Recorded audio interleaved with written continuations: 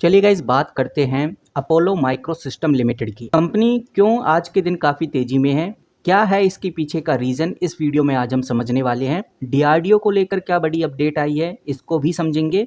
बिल्कुल सही सुन रहे हो गाइस आप, अभी 2-3 दिन पहले डीआरडीओ से एक बड़ा ऑर्डर आया है, लेकिन अभी एक और बड़ी अपडेट एक और बड़ी अपडेट आ गई है।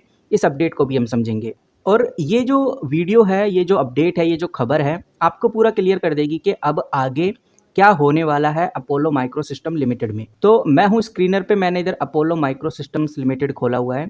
डॉक्यूमेंट्स के अंदर चलेंगे तो 5 घंटे हुए इस अपडेट को आए। बिजनेस अपडेट के नाम से इस अपडेट को पब्लिश किया गया है और ये कंपनी की तरफ से ऑफिशियली आई है। आप डेट चेकआउट करिए 29 अगस्त 2025। अब 2 दिन रहेगी मार्केट क्लोज, लेकिन जिस दिन भी मार्केट ओपन होगी तो आपको इस अपडेट की हलचल जरूर देखने को मिलेगी। नो डाउट आज हलचल हमें देखने को मिली है, लेकिन आगे भी हमें और अच्छी हलचल देखने को मिलेगी, क्योंकि ये जो अपडेट है ये काफ़ी इंपॉर्टेंट है। इस अपडेट के अंदर 2 इंपॉर्टेंट पॉइंट को डिस्कस किया गया है। सबसे पहला जो पॉइंट है वो है प्रोडक्ट एजेंसी अप्रूव्ड, ये कंपनी के हाथ में आ चुका है। यानी कि जो MIGM विघाना का जो अप्रूवमेंट है वो DRDO ने दे दिया है। यहाँ पर MIGM का मतलब है मल्टी इन्फ्लुएंस ग्राउंड माइनिंग। ये एक डिफेंस इक्विपमेंट होता है जो नेवी और आर्मी यूज़ करती हैं। इसका मतलब ये है कि अपोलो माइक्रो सिस्टम अब ऑफिशियली MIGM का प्रोड्यूसर और मैन्युफैक्चर बन चुका है, वो भी DRDO के अंडर। अब इससे एक संभावना बढ़ गई है कि कंपनी को अब हर जगह से डिफेंस ऑर्डर मिल सकते हैं। वहीं जो दूसरा पॉइंट है वो है टेक्नोलॉजी ट्रांसफर एग्रीमेंट। कंपनी ने DRDO के साथ एक और एग्रीमेंट साइन कर लिया है, जिसमें DRDO ने उन्हें टेक्नोलॉजी ट्रांसफर दी है। और ये जो टेक्नोलॉजी है ये है omni directional multi EEP warhead technology. इस टेक्नोलॉजी का यूज़ NASAMSR मिसाइल के अंदर किया जाता है। इसका मतलब साफ है कि ये जो अपोलो माइक्रो सिस्टम कंपनी है वार हेड को प्रोड्यूस करके इसको कॉमर्शलाइजेशन में ला सकती है, वो भी DRDO टेक्नोलॉजी के साथ। यानी DRDO की टेक्नोलॉजी भी ये यूज़ कर सकते हैं। अब इससे बड़ा फ़ायदा अपोलो के लिए ये है कि जो डिफेंस मिसाइल सेगमेंट है इसमें कंपनी को अच्छी एंट्री मिल गई है और एक बड़ा ग्रोथ का मौका मिल गया है। तो अगर हम मोटा मोटी समझें तो साफ समझ में आता है कि कंपनी डिफेंस सेक्टर के और एडवांस और क्रिटिकल प्रोजेक्ट में घुस रही है। और DRDO के साथ डायरेक्ट टाइप का मतलब साफ है कि कंपनी अब लॉन्ग टर्म क्रेडिबिलिटी जनरेट कर रही है और ये अपडेट फ्यूचर रेवेन्यू ग्रोथ के लिए बहुत पॉजिटिव है। और यही रीजन है कि आज के दिन हमें अपोलो माइक्रो सिस्टम लिमिटेड में बड़ी तेजी देखने को मिली है। पूरा मार्केट डाउन रहा, बट फिर भी अपोलो माइक्रो सिस्टम आप देख सकते हैं 8% के आसपास बढ़ा है। और सिर्फ आज की ही बात नहीं, अगर आप 5 दिन का रिकॉर्ड देखेंगे तो 12% की तेजी और एक महीने में लगभग 47% तक की ग्रोथ कर चुका है। ऑपरेशन सिंदूर के बाद अपोलो माइक्रो सिस्टम रुकने का नाम नहीं ले रहा और पूरे 6 महीने में 132% तक का रिटर्न ये दे चुका है, क्योंकि 6 महीने पहले यानी कि 7 मार्च के आसपास ये 121 रुपये पे था, जो आज बढ़कर 262 रुपये पे चला गया है। अगर हम बात करें बजाज ब्रोकिंग की, तो ये एक ब्रोकिंग रिसर्च बेस्ड कंपनी है जो इन्वेस्टर्स को स्टॉक मार्केट में इन्वेस्टमेंट के लिए एडवाइस देती है। तो बजाज ब्रोकिंग ने इस कंपनी को लेकर बाय कॉल दिया है। और बात बहुत सिंपल है, जब इन्वेस्टर इस तरह की अपडेट्स को देखते हैं, न्यूज़ को देखते हैं, तो उनको भी लगता है कि क्यों ना कंपनी को एक बार चेकआउट किया जाए। चेकआउट इसलिए करना है क्योंकि किसी बड़े ब्रोकरेज ने इस कंपनी को लेकर पॉजिटिव बताया है, जिसकी वजह से इन्वेस्टर की नज़र कंपनी के ऊपर तो जानी है। तो जब इन्वेस्टर की नज़र कंपनी के ऊपर पड़ती है तो वो देखते हैं सबसे पहले कंपनी के क्वार्टरली रिजल्ट, और कंपनी के जो क्वार्टरली रिजल्ट हैं जून 2025 के और जून 2024 के, साफ नज़र आता है कि कंपनी ने अपनी सेल को 110% इंक्रीज़ किया है। लगभग 91 करोड़ से सेल बढ़कर 134 करोड़ पे आ गई है। इतना ही नहीं, अगर आप नेट प्रॉफिट भी देखेंगे तो 9 करोड़ से नेट प्रॉफिट बढ़कर सीधा 19 करोड़ पे आ गया है। यानी 100% की ग्रोथ नेट प्रॉफिट में भी दिखाई है। तो ये जो स्ट्रॉन्ग नंबर्स हैं ये कहीं ना कहीं इन्वेस्टर्स को अट्रैक्ट करते हैं और इस अट्रैक्शन की वजह से ही आज अपोलो माइक्रो सिस्टम्स में ये ग्रोथ देखने को मिल रही है। अभी हमने देखा कि भाई DRDO से भी अच्छी न्यूज़ आ रही है, कंपनी के फंडामेंटल्स भी अच्छे हैं, जिसकी वजह से पॉजिटिविटी इस कंपनी में हमें देखने को मिल रही है। और इससे कुछ दिन पहले, लगभग 2-3 दिन या 4-5 दिन पहले ही DRDO से कंपनी को एक बड़ा ऑर्डर भी मिला था। तो हम कह सकते हैं कि एक फंडामेंटल स्ट्रेंथ कंपनी के पास है, अर्निंग अच्छी खासी है, ऑर्डर जहाँ से आ रहे हैं वो एक रेपुटेटिव कंपनी है, ऊपर से बड़े एनालिस्ट इस कंपनी को लेकर रिकमेंडेशन भी दे रहे हैं। इन सब वजहों से आज अपोलो माइक्रो सिस्टम्स में तेजी है। तो अब हमने इतना समझा है तो एक बार कंपनी के बिजनेस मॉडल पे नज़र डाल लेते हैं। वो इसलिए क्योंकि अगर हम बिजनेस मॉडल को समझ गए तो आइडिया लग जाएगा कि हाँ, कंपनी में पोटेंशियल है, किस लेवल तक का और कब पोटेंशियल ये रुक सकता है। तो सबसे पहले एक बार हम पायनियर की बात कर लेते हैं। पायनियर का मतलब होता है कि भाई कंपनी अपने फील्ड में लीडर है या सबसे अलग काम कर रही है, और अपोलो माइक्रो सिस्टम लिमिटेड एक पायनियर है। किस फील्ड में ये पायनियर है? ये कंपनी डिफेंस और टेक्नोलॉजी सेक्टर के लिए हाई टेक इलेक्ट्रॉनिक मशीन्स बनाती है, साथ में उनके सिस्टम्स भी बनाती है। बल्कि ये सिर्फ बनाती ही नहीं, उनका डिज़ाइन, डेवलपमेंट, असेंबलिंग और टेस्टिंग ये भी कंपनी ही करती है, और इसी वजह से ये कंपनी अपने इस फील्ड में लीडर बनी हुई है। तो अभी हाल ही में कंपनी ने अपनी एक प्रेजेंटेशन जारी करी है।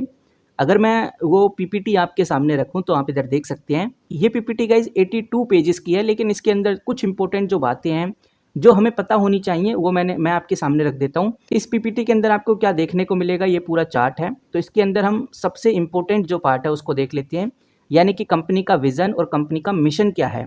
तो पहले एक बार विज़न और मिशन देख लेते हैं कंपनी का क्या है, उसके बाद हम कंपनी के बिजनेस मॉडल पे नज़र डालेंगे।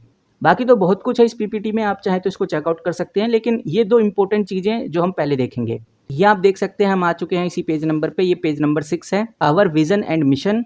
तो अपोलो माइक्रो सिस्टम का जो मिशन है वो यही है कि वो ग्लोबल लेवल पे एक बड़ी कंपनी बनना चाहती है जो क्लाइंट को एक ही जगह सारे सॉल्यूशन प्रोवाइड कर दे। अगर क्लाइंट के पास सिर्फ एक ही आइडिया है तो कंपनी उस आइडिया को तैयार करके उसके ऊपर प्रोडक्ट और सिस्टम भी बना दे। इस तरह का मिशन कंपनी लेकर चल रही है। सबसे पहले एक बार सब्सिडरीज की बात कर लेते हैं। तो सब्सिडरी ऐसी कंपनी होती हैं जो अपोलो माइक्रो सिस्टम्स ही उनको चलाता है, या हम बोले अपोलो माइक्रो सिस्टम्स की ही छोटी कंपनीज होती हैं। अब यहाँ पर कंपनी अपनी एक सब्सिडरी की बात करती है जिसका नाम Anaya SIP RF technology private limited है। ये company RF and microwave component जिनका यूज़ कम्युनिकेशंस, रडार, सैटेलाइट्स में काफ़ी ज़्यादा यूज़ होता है, उनको ये सब्सिडरी डिज़ाइन करती है, मैन्युफैक्चर करती है। मतलब कि ये कंपनी रडार, वायरलेस कम्युनिकेशन और डिफेंस के लिए स्पेशल इलेक्ट्रॉनिक पार्ट्स बनाती है। उसके बाद कंपनी अपनी दूसरी सब्सिडरी की बात करती है जो है Apollo defence industry private limited. ये भी अपोलो माइक्रो सिस्टम की सब्सिडरी है। ये 21 सितंबर 2023 को स्टैब्लिश हुई थी। इसका काम भी यही है कि ये डिफेंस सेक्टर में मैन्युफैक्चरिंग एक्सपेंड करती है। मतलब कि ये कंपनी स्पेसिफिकली डिफेंस के लिए ही प्रोडक्ट बनाती है, इसी के ऊपर कंपनी फोकस करती है। और डिफेंस के लिए जो प्रोडक्ट होते हैं जैसे मिसाइल सिस्टम बनाना, वेपन्स रिलेटेड जो इलेक्ट्रॉनिक्स डिवाइस हैं वो बनाना। तो कंपनी यहाँ पर ये बताना चाह रही है कि इस तरह से हमारी जो सब्सिडरीज हैं वो अलग अलग काम संभाल रही हैं, अलग अलग काम में हमने अपनी कंपनीज को डिवाइड किया हुआ है, जिससे हमें एक अच्छी खासी ग्रोथ मिल रही है। वहीं कंपनी ने कुछ और अपडेट भी इधर दी हैं जो आप इधर क्लियरली देख सकते हैं। कंपनी ने बताया कि हमारा जो फर्स्ट एक्सपोर्ट ऑर्डर था वो लगभग 13.37 मिलियन के आसपास था, जो कि 113 करोड़ के आसपास होता है। ये ऑर्डर एक एडवांस एवोनिक सिस्टम बनाने के लिए था, और ये जो सिस्टम है ये सिविल और मिलिट्री एयरक्राफ्ट दोनों के लिए यूजफुल है। मतलब कि कंपनी पहली बार इंटरनेशनल मार्केट में एंट्री ले रही है, और ये ग्रोथ के लिए भी एक अच्छा माइलस्टोन माना जा सकता है। उसके बाद कंपनी ने सक्सेसफुली कैपिटल राइज किया है, उसके बारे में भी यहाँ पर कंपनी ने डिटेल दी है।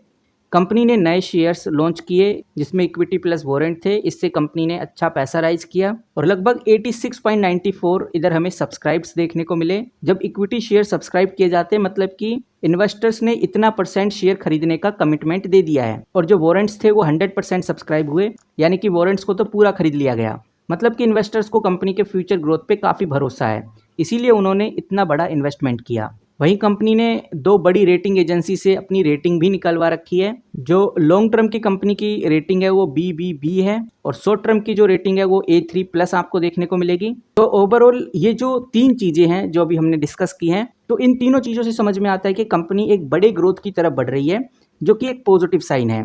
चलिए गाइस, अब बात करते हैं कंपनी के बिजनेस मॉडल की। यहाँ पर आप देख सकते हैं मैंने कंपनी का जो बिजनेस मॉडल है वो आपके सामने खोल दिया है, और ये बिजनेस मॉडल एक समरी में दिया गया है, यानी कि कंपनी अपना बिजनेस कैसे चलाती है और कंपनी बेसिकली पैसा कैसे बनाती है। सबसे पहले कंपनी ने की एक्टिविटी बताई है, यानी कि जो मेन काम है वो बताया है। यहाँ पर कंपनी बताती है कि वो सबसे पहले डिजाइन और डेवलपमेंट का काम करती है डिफेंस प्रोडक्ट का, और अगर डेवलपमेंट सक्सेसफुल हो जाता है तो उसको लार्ज स्केल पे मैन्युफैक्चर भी करती है।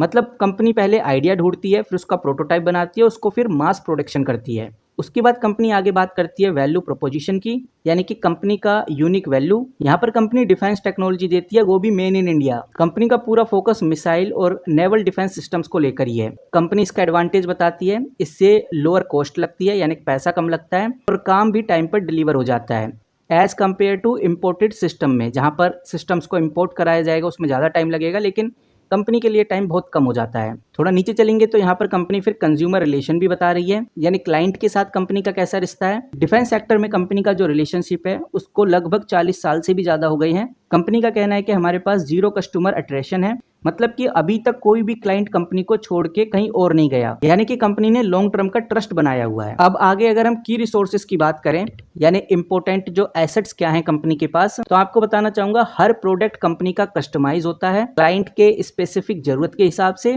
इसलिए एक फिक्स डेफिनेशन कंपनी की नहीं है, हर प्रोजेक्ट अलग अलग होता है। वहीं बात करते हैं कस्टमर सेगमेंट की, तो कंपनी ने यहाँ पर बताया है कि जो हमारे क्लाइंट हैं वो पीएसयू भी हैं, यानी पब्लिक सेक्टर अंडरटेकिंग कंपनीज भी हैं, डीआरडीओ भी हमारे क्लाइंट है और प्राइवेट डिफेंस कंपनीज भी हमारे क्लाइंट हैं। उसके बाद बात आती है की पार्टनर की, तो कंपनी ने सीधा बोला है कि जो हमारा स्ट्रैटेजिक सप्लायर है जो हमें रॉ मटेरियल देता है वो पीएसयू प्राइवेट कंपनीज। अगला है गाइस की पार्टनर, और की पार्टनर में कंपनी बता रही है कि इंपोर्टेंट कोलैबोरेट हमने किससे किया हुआ है। सबसे पहले कंपनी के जो स्ट्रैटेजिक सप्लायर्स हैं जो कंपनी को रॉ मटेरियल देते हैं, एक तो ये पार्टनर है कंपनी का। उसके बाद पीएसयू प्राइवेट कंपनीज जो कंपनी को काम देती हैं, प्रोजेक्ट्स देती हैं, ये दूसरा पार्टनर है। फाइनेंस इंस्टीट्यूशनल कंपनी के पार्टनर्स हैं जो कंपनी को फंडिंग देती हैं, और सबसे बड़ा पार्टनर डीआरडीओ है, यानी कि रिसर्च एंड डेवलपमेंट प्रोजेक्ट के लिए डीआरडीओ की कंपनी हेल्प लेती है। तो ये कंपनी के की पार्टनर्स हैं। अब बात करते हैं गाइस कॉस्ट स्ट्रक्चर की, यानी कि कंपनी के खर्चे की। कंपनी का कहना है कि जो रिसर्च और डेवलपमेंट होती है, जो टेस्टिंग होती है, इसमें काफ़ी ज़्यादा कॉस्ट लग जाता है प्रोडक्ट के हिसाब से। हमें सेमीकंडक्टर इंपोर्ट कराने पड़ते हैं जिसकी वजह से टैक्सेस काफ़ी ज़्यादा लगते हैं। मतलब कि कंपनी कहना चाह रही है कि कॉस्ट का जो बड़ा हिस्सा है वो इंपोर्ट में और आर&डी के ऊपर लग जाता है। इंपोर्ट में कंपनी सेमीकंडक्टर्स इंपोर्ट कराती है। फिलहाल अभी इंडिया का भी सेमीकंडक्टर्स बन ही रहा है, तो उसका फ़ायदा भी कंपनी को होने वाला है आने वाले दिनों में। अब बात करते हैं गाइज रेवेन्यू स्ट्रीम की, यानी कि कंपनी को पैसा कहाँ से आता है। सबसे पहला पैसा कंपनी को आता है प्रोडक्ट सेल करके। डिफेंस एंड एरोस्पेस सॉल्यूशन से कंपनी को पैसा आता है। उसके बाद कंपनी सर्विसेज प्रोवाइड करती है जहाँ से कंपनी पैसा कमाती है, जैसे कंपनी मेंटेनेंस की सर्विस प्रोवाइड करती है, सपोर्ट प्रोवाइड करती है, लाइफ साइकिल मैनेजमेंट का भी कंपनी काम करती है। तीसरा जो पैसा आता है वो है सिस्टम इंटीग्रेशन से, जैसे कॉम्प्लेक्स सिस्टम्स होते हैं उनको कंपनी इंटीग्रेट करती है, चाहे वो मिसाइल हो, रडार हो, कम्युनिकेशन हो, इनको एक साथ इंटीग्रेट करने का काम भी यही कंपनी करती है। तो यहाँ से भी कंपनी रेवेन्यू जनरेट करती है। तो 3 सोर्स हो गए कंपनी के रेवेन्यू के। लास्ट बट नॉट लिस्ट वो है चैनल्स। कंपनी के चैनल्स कौन कौन से हैं, यानी कि कंपनी क्लाइंट तक कैसे पहुंचती है। तो पहला काम तो कंपनी मार्केटिंग करती है। दूसरा, जो इंडस्ट्री एग्जीबिशंस होते हैं, जो ट्रेड शो होते हैं, वहां पर कंपनी पार्टिसिपेट करती है। तीसरा, गवर्नमेंट ट्रेडर्स और जो प्रोक्यूरमेंट पोर्टल्स होते हैं वहां से कंपनी क्लाइंट को फाइंड करती है। तो ये हो गया गाइज ओवरऑल कंपनी का बिजनेस मॉडल। मतलब अगर हम इसको सिंपल में समझें तो एक बात समझ में आ रही है, अपोलो माइक्रो सिस्टम का जो मॉडल है वो है डिजाइन एंड डेवलपमेंट करके डिफेंस प्रोडक्ट। वो है कि सबसे पहले कंपनी डिजाइन और डेवलपमेंट करती है डिफेंस प्रोडक्ट को, उसके बाद उसका लार्ज स्केल पे मैन्युफैक्चरिंग करती है।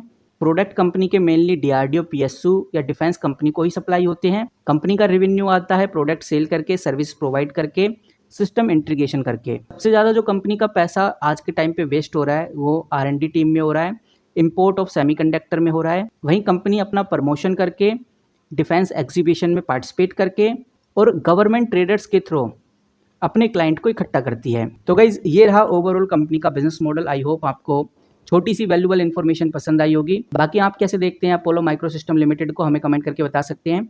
इस वीडियो में इतना ही, किसी भी तरह का कोई बाय सेल होल्ड रिकमेंडेशन नहीं है। मिलते हैं किसी नए वीडियो के साथ, तब तक के लिए take care and good bye.